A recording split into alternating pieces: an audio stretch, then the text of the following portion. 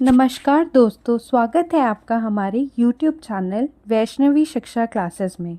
आज हम इस वीडियो में बात करेंगे बजट 3.0 की। बेसिकली बात होगी घर बेचने की।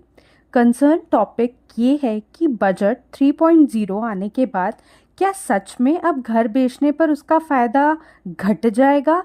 इसको समझने के लिए आपको पहले एक शब्द का अर्थ समझना होगा जिसको हम बोलते हैं इंडेक्सेशन।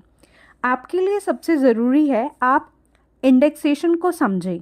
जैसे किसी दिए गए मूल्य या भुगतान को अन्य मूल्यों से अनुक्रमित करने से दो मुख्य उद्देश्य पूरे हो सकते हैं।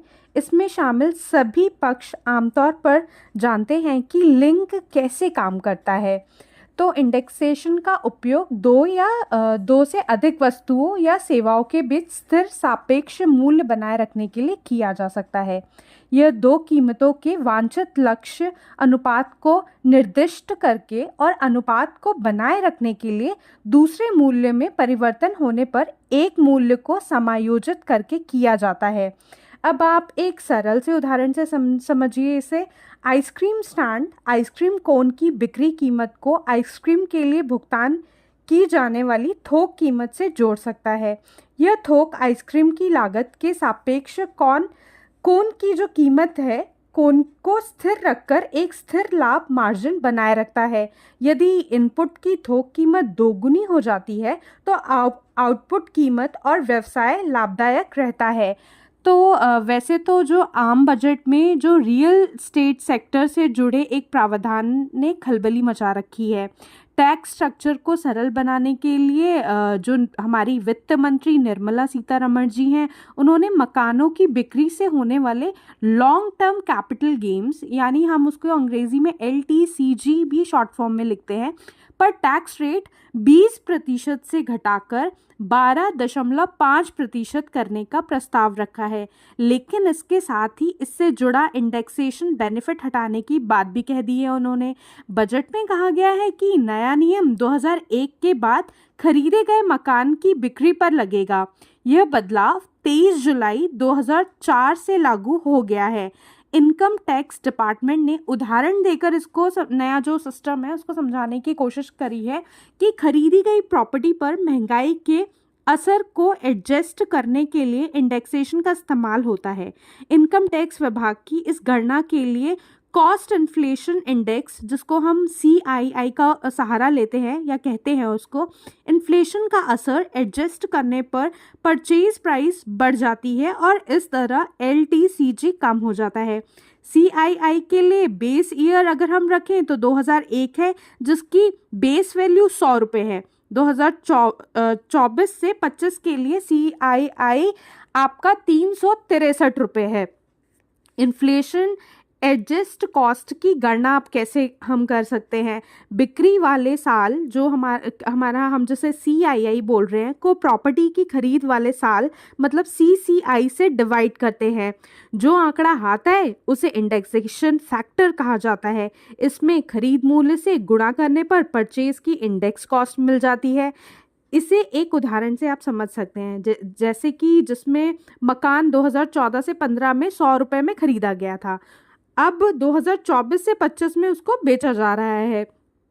फाइनेंशियल ईयर 2014 से 15 के लिए CII 240 था और फाइनेंशियल ईयर 2024 से 25 के लिए CII 363 है। इस तरह इंडेक्सेशन फैक्टर हुआ 1.51, यानी हमने 363 रुपये को 240 से हमने भाग किया।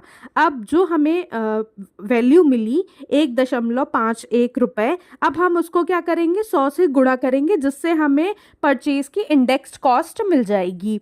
होल्डिंग पीरियड्स का क्या असर होगा इस पे? तो 2001 में खरीदी प्रॉपर्टी को 2024-25 में बेचने पर इंडेक्सेशन जो बेनिफिट होगा वो 2015 में खरीदने के बाद 2024 से 25 में बेचने पर मिलने वाले बेनिफिट से अधिक होगा।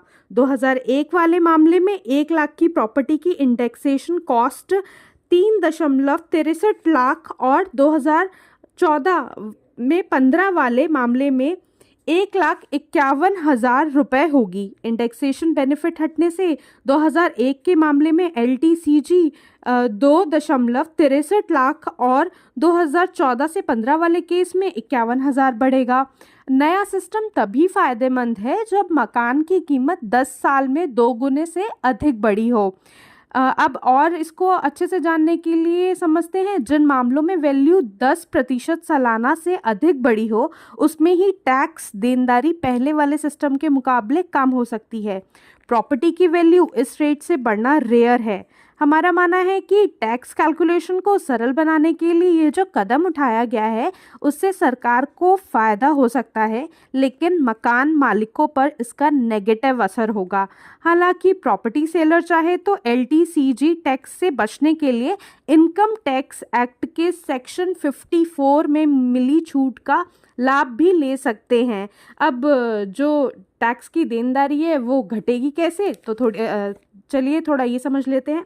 IT एक्ट 1961 के सेक्शन 54 में रेसिडेंशियल प्रॉपर्टी खरीदने या बनवाने की लागत को मकान ज़मीन की बिक्री से होने वाले कैपिटल गेन्स से घटाने की छूट है।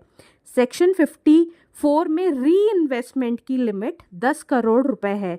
इसके अलावा 54EC बॉन्ड्स में 50 लाख रुपए तक निवेश कर कुछ शर्तों के साथ टैक्स छूट हासिल की जा सकती है। सेक्शन 54 का फ़ायदा लेकर LTCG टैक्स देनदारी में बचत की जा सकती है, लेकिन एक मकान बेचकर दूसरा खरीदने वालों को कुछ बातों का ध्यान रखना पड़ेगा। अब इनकम टैक्स ने इस पर क्या बोला है? इनकम टैक्स ने एक्स पर ट्वीट करके बोला है एक पोस्ट में कि रियल स्टेट से नॉमिनल रिटर्न आमतौर पर 12 से 16% सालाना रहा है और इन्फ्लेशन के लिए इंडेक्सेशन 4 से 5% के दायरे में रहा है, जो होल्डिंग पीरियड पर निर्भर करता है। बेसिकली जो बात यहाँ पे आ रही है वो होल्डिंग पीरियड की आ रही है।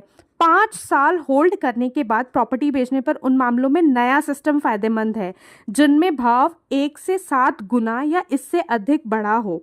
10 साल की होल्डिंग में तब फायदेमंद है जब प्राइस 2.4 गुना या इससे अधिक बढ़ा हो। यानी अगर आपकी होल्डिंग 10 साल पुरानी है तो उस पर 2 गुना पे ही आपको कुछ लाभ हो सकता है। अगर वीडियो आपको पसंद आई हो तो चैनल को सब्सक्राइब करना ना भूलें। धन्यवाद।